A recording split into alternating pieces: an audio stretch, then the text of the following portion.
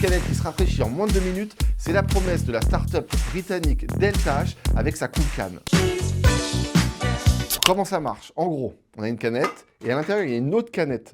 Et ce qu'il y a, c'est qu'il y a un petit bouton, et c'est quand on appuie dessus que ça libère de l'eau qui va se mélanger avec des cristaux de sel. La réaction des deux va réfrigérer les parois et donc le liquide à l'intérieur. Et à part le bouton qui est en plastique, tout est en aluminium, c'est donc recyclable, enfin en théorie, parce que seulement 51% des canettes ont une seconde vie. Ce système, bien sûr, il fait gonfler le prix, du coup c'est entre 20 et 30% plus cher qu'une canette classique, et aussi la taille, on a une canette de 50 centilitres pour avoir 30 centilitres de liquide. Les bobos par contre, on se détend, hein. C'est pas pour tout de suite le combo but de chaumon, molki, canette de pétnat réfrigérée.